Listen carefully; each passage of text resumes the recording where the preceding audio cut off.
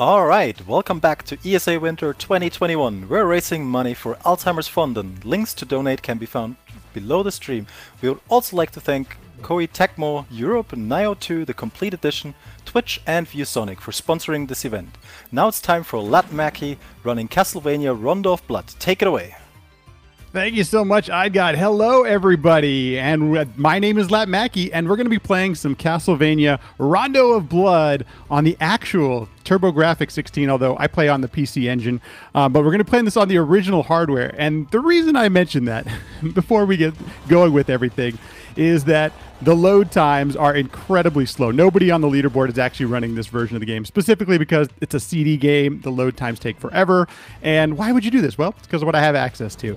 But I do want to mention that the TurboGrafx 16 or the PC engine actually has turbo switches built into the controller here. So if you see some things that maybe look, hey, that looks like he's using turbo, that's the reason why. I'm going to introduce, I'm super fortunate to have the current world record holder of this category on the PS4 join on commentary, the Blacktastic. Bobby, how you doing? Thanks so much for joining.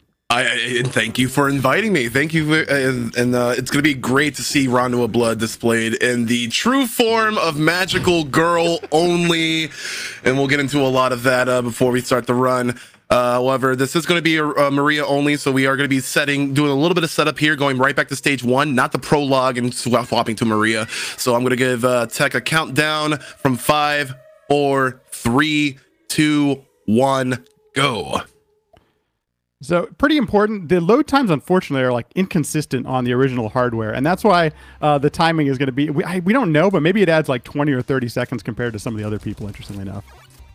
Yeah, but the original hardware is just so nice. Again, you got the built-in turbo controls and all that stuff, and the controls are actually like really nice and tactile with the buttons as well.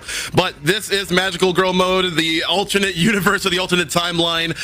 Maria is going to be doing a lot of rolling and a lot of diving and a lot of using a lot of feathered friends and fae and folk of that type.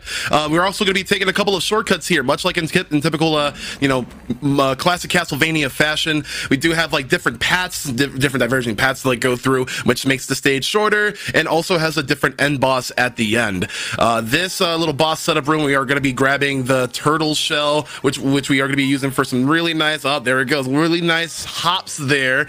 You can spend as much as 3 hearts to get into that invulnerable state, and then when you're released from it, you have that extra jump. I forget how fast this game is. Like, we're already at the first level boss, and I'm like, did that just happen? It was like 3 seconds ago. You use so many reps of these things that you forget. Oh no, missed a shot. Yeah, so for sub-weapons, you do have the original sub-weapon usage, and then you also have what's called an item crash. We're not really going to be using any of the item crashes with Maria, because she also does have a extremely powerful maneuver on her own called the Guardian Knuckle. It's kind of like a fighting game motion as well. It's like up and then down and quarter circle forward. Like it's a Ryu type move. Totally Street Fighter action. So yeah, like you saw him there, it really projects this spirit that does a crap ton of damage, and that's going to be what we mainly use to burn down bosses' HP in this game. There are orbs, so for the chat, orb. Chat can do it without it. So. All right, and then the fast pace just doesn't stop coming with this game, because there's actually going to be a pretty neat trick that we can possibly get off here called the water walk, Jesus walk, whatever you want to call it. But we are going to be using some of that turtle hop technology in order to kind of make the game a little bit weird. But if he gets this completely right, and activates the sub-weapon in the middle of the screen transition, some things are going to happen, and the water walk will be nice. But we're going to be using the water, this technique to like infinitely hop. I keep running out of my fingers. Sorry, I got to do backup strat. Apologies. So, yeah, there's still a backup strat to be like had here, and yeah, we're gonna go on a ride with the Oarman, the ferryman. But talking a little bit about the trick is that there is like an optimal way to do it and a suboptimal way. If you are basically like if you do it perfectly, then you'll just see Maria, this magical girl, walk on water, be completely invulnerable. Actually, you can't even control her throughout the duration, so she's actually in like perpetual stage transition or screen transition mode until she reaches the end of that stage. As if she wasn't powerful enough, yes, now she can walk on water. And it's a combination of doing the turtle hops and then where you exit the screen, and just missed it under my fingers, so... Yeah, it's extremely, and like this in RTA, like real-time attack runs, like the first couple of screens of this stage can actually be complete RNG when it comes to the enemies that can shoot some, you know, the fire at you, like the bone dragons, the bone pillars. They can like arc in a way to like hit you, completely knock you out, and obviously you can't control yourself while you're in that hit stun, so you just fall to your death. If you've played any of the Castlevania games on NES, the boat ferry, the whole thing, it's kind of an homage to that, and they keep it going in this game, which is pretty cool. That, you know, there's some elements from the older Castlevania games in this setup than the next generation of Castlevania games as well. Speaking of next generation of the classic Castlevania titles, this is like the I think one of the first inclusions of like mini bosses. I mean, like Super Castlevania 4 did it, but like this is like within like the trio of you know, mini bosses as well. So we're gonna try to get this nice sub-weapon usage to hit all three of the eyes here on this mid-boss, and you're actually gonna be seeing a lot more of this sub-weapon a little later as well. Like yeah, instead of like spending big heart energy reserves on the item crashes, like Maria can just do a whole bunch of damage herself, and we're just gonna be like, you know, using most of the hearts for this rapid fire move. And you end up using a lot of the sub-weapon in this game, so the amount of ammo I have, the amount of hearts I have is pretty important, but I do actually, you probably notice I pick up a lot more than Tusnek did in Castlevania, the first one. Yeah, it's actually worth mentioning that you want to kind of be topped up on as much of your, you know, heart energy as possible, especially for Maria. If you get to at least 20 or more hearts, you actually get what's called a double shot technique, which allows you to have more instances of your sub weapon out at a given time. Really nice backup of getting that safety cheese as we go on to together. One of the most RNG intensive fights. And hopefully this can be over with just a couple Guardian Knuckles. There we go. Excellent execution by LattMackey. And also there's gonna be a lot of desperation moves, like a final gambit of these bosses. And it's like purely for score reasons, but we actually want to be at like 1 HP at the end of the stage, so the game spends less time counting down the HP that we have, so we can just move on to the next stage faster.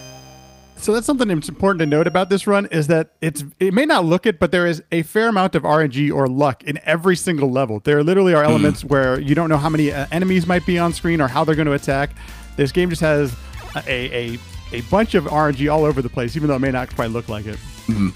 Stage 4 is where you want to pick up this what do you call this this bird sub weapon? I do with the birds. I call it like the V bird. And so the V bird sub weapon, pretty much.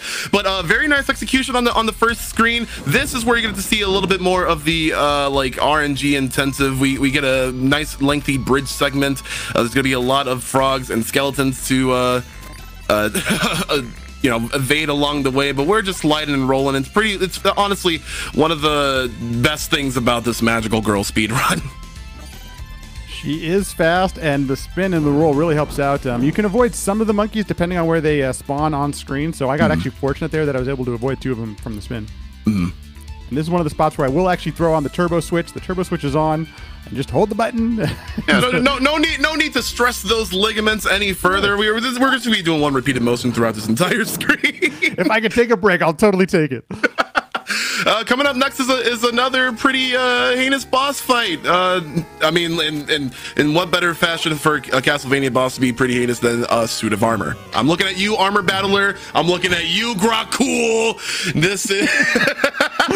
I actually forget what the suit of armor's name's called. But there's going to be a little bit of, not manipulation, but like just kind of like reacting to his first couple of attack patterns here. When you do the Guardian Knuckle, she actually kind of like crouches down a little bit forward so she can like evade repeated sword stabs, and that's still like getting hit by that is actually like really nice because it slows down your attack, and the birds have active frames, so the longer that they're out, the more that they'll tick for damage. So it's actually a really nice safe backup strat to actually get hit by that little small status ailment in there, so that you can rack on damage that way. This would be a great time for donation if you've got any.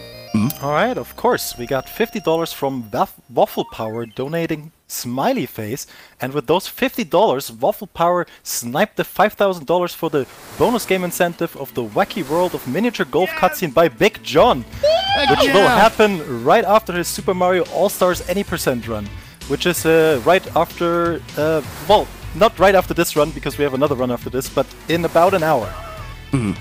Yay, more Big John. Awesome. Who doesn't love it? This is a pretty lengthy stage. We're gonna have like more than a few like mini boss segments actually, but we're also just gonna be doing very well of making use of that double shot, really clearing these enemy waves and arenas before they haven't actually the chance to like react. And there's also the whole Portrait of Ruin mini boss here, which is actually a one-shot kill. However, we do have the Guardian Knuckle, which deals an incredible amount of damage. So this will be done in about a couple swipes. I think I missed a shot. Oops. Oop. Hey, there you go. Stop hitting yourself. I think my first one missed. Isn't that weird? There is some RNG here too. You actually can't go through this door until the boat is actually synced to the bottom. So depending on where you hit that boss, can actually impact your time there.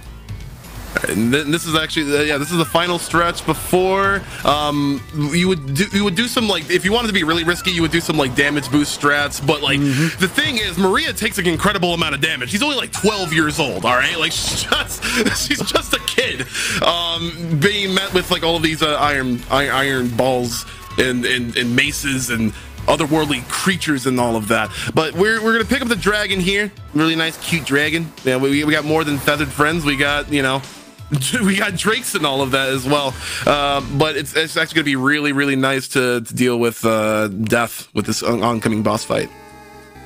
And I'm gonna once again take the safety. This is the safety star, not so much the safety cheese in this one, but yeah. Safety, like you know, Richter and the other Belmonts have like meats and roast beefs and all that stuff. You know, kids like candy and desserts and parfaits and all that stuff. So we're just gonna give it to her. And that is true. She's super young in this game, and she's the most powerful character in the game, which is pretty awesome.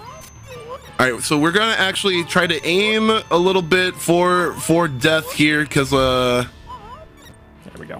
Yeah. The quicker that we get through this first phase, like honestly, like the better. Like this is actually like one of the worst boss fights for Richter in this run. Oh, so but you get to hear this nice voice. I think. Bobby, that sounds exactly like it. I thought that might have been the boss for a second. All right, let's see. I'm sorry if I messed up your sound cue, but no, I'm pretty sure. No cue at all. It's perfect. Okay. It's okay. He's dead now. Ooh, made it through. There is a fair amount of RNG in the fight, but using the dragons here can help mitigate that. Where his little axes and things go flying can be somewhat, who knows where they're going to show up, but thankfully with the dragon it helps out. Once again, Maria just overpowering the entire game. I mean, it's not just her by her own self. She's got the Guardian, the Spirit Guardian of the Guardian Knuckle. She's got dragons. She's got Boids and Toidles. Like this is like we're playing Pokemon here. This is action Pokemon right here. But no, this is actually Castlevania. Let's go. I kind of wonder like if they decided, hey, you know what? How can we break the game? Let's just make a character that just completely breaks this thing, because it feels that way at times with Maria. She's so overpowered. And I'm so glad they kept that sort of like, really overpowered extra character feeling in other Castlevanias. This is a really crucial boss rush. We're going to be seeing a lot of Guardian Knuckles flying and a lot of bosses that you may recognize from the earlier runs, like Two Snack. Like there goes that giant bat right there. A lot of and really nice not getting hit. And we want to collect again all of those hearts just so that we have enough for the end game, because this is actually stage 6, so only 2 more stages to go. Medusa can be a little bit of a hassle. Get away from me. Backing her into the corner before she does any other of her phases. You may recognize all these bosses from Two Snacks run just a minute ago, which is kind of interesting timing, because these are all the same ones from Castlevania 1. All right, there goes Akmadon, and Nice. Even before. But that's how overpowering Marie can be. I mean, just 2 Guardian Knuckles and a boss is down. It's literally like that. It's the power of the parfait. Let me tell you. That's exactly what it is. The sweet treats. Oh, very nice back walk into the Guardian Knuckle, and that should be about it for the boss rush. However, there is one more. Bring it on, Shaft. This can actually go really good or really bad. This is the TG16 version, or the PC engine version, so he actually has a full amount of HP. So this is like the gauntlet here. So let's see if we can get those Guardian Knuckles. Unfortunately, he jumped away instead of toward Maria, so couldn't really pack on the damage there.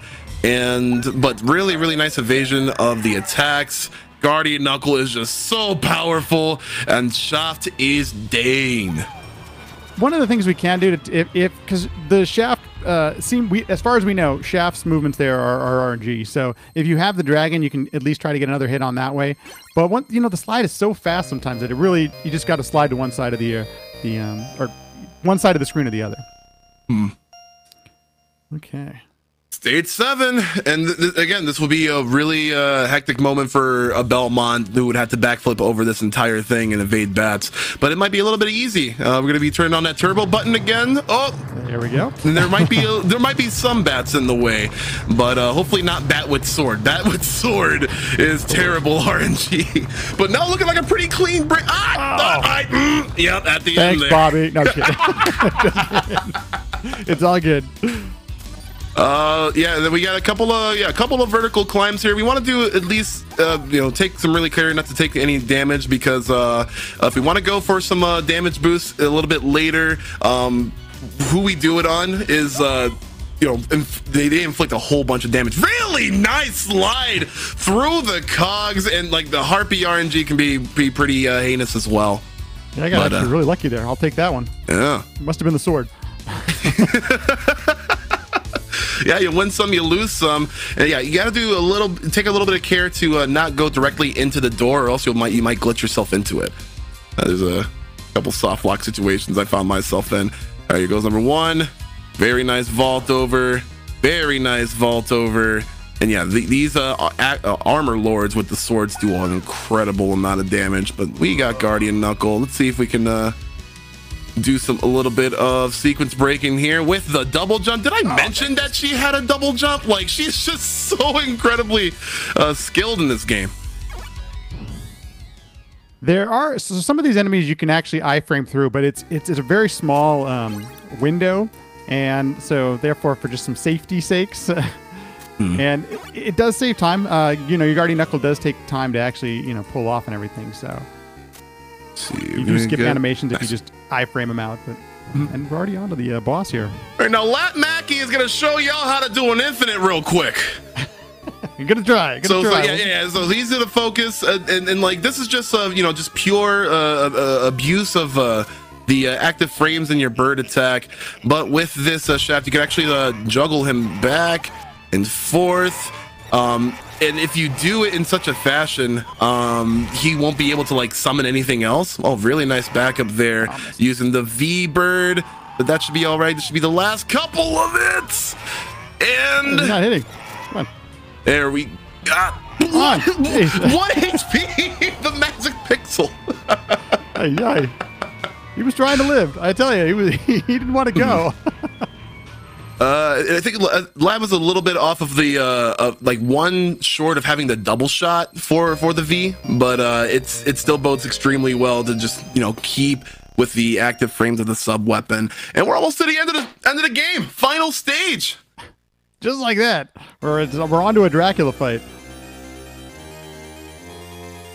And oh no. Well, we're gonna do that again. Well, that's never happened before. Yeah. Did I not press the button or something? Thankfully, there's plenty of backups here. We're very fortunate to have some nice drops here at the end. So the Dracula fight here with Richter can be a much more of a challenge. I don't think it's nearly as challenging as the Castlevania 1 Dracula fight that you just saw Tusnek do, especially with Maria, who once again is just completely overpowering. So you get hit on the forward and the backwards, as Bobby mentioned with the bird attack. It's just really powerful. Oh, that was a 3-cycle. Cool. Nice 3-cycle. I was just about to touch on that because like it's pretty like difficult to vault over all the fireballs here, but again, just a lot of active frames using a lot of our feathered folk and a dragon. Time's going to be on orb collection, and I will let y'all know when that is. This has been Magical Girl Rondo of Blood, and that is time. Orb. Okay. Couldn't know myself. Might not ever get to do that. I run no games with orbs, so this is my one chance to do it. This game actually does have an English patch on it, so these are actually the cutscene voiceovers you hear in the PSP version and I think in the PS4 version as well. Bobby probably know better than I would, but is it English in the PS4 version? Yep, yeah, it's fully translated to English, albeit maybe not a little bit accurate, but they tried. They surely tried. A couple of quick shout-outs here as we're wrapping this thing up. First off, Bobby, thank you so much for joining me and giving everyone the info on this game, because there's a lot happening in a very short amount of time. So thank you so much. And then secondly, a big shout-out to everyone who's been donating. Alzheimer's is such an important cause, and it's a disease that we still need a ton of research to be done, and the only way we can do that is if we have money to do so. So thank you so much, and thank you for making Big John's run happen and everything that has been done, the volunteers and everything to make this event go. You're all making a difference, so thank you so much. Continue to donate. We're not dead yet. We've got plenty of great runs coming up. Thank you so much for having me and giving me a chance to show off the TurboGrafx 16 and PC engine, and I hope you all have a good rest of your marathon. Thank you so much for doing this. Appreciate it. Thank you, LattMackey and Blacktastic, for that great run and great commentary. And speaking of donations, there's a couple things I will have to say here before we head off to the next run. First of all, as LattMackey already said, we met the Big John incentive, which means that after his run he will do a golf bonus run. But not only that, because you guys were so generous, we decided to add another bonus game incentive. And that bonus game incentive is Bowser's Fury any % done by Samurai Man. And you have until the final run of the marathon, until the end of GTA Vice City Stories any % by Joshimus, to donate for that run, to get another run at the end of the marathon. And because you guys were so generous, we got a lot of donations. I'm gonna quickly read out a few more before we head into this intermission. We got $25 by Niam saying, "Well done to the whole ESA team for putting on this event. I'm very aware of how much work goes into pulling off something like this, so congrats to you all. And a special shout out to my boy Fatskill, less than 3. We also got $5 from Donkey saying, "To snack number 1, I agree." We got $35 from Ryagas without a comment. $10 from Worm saying, "Great event as always." Indeed. Thank you guys so much for being so generous.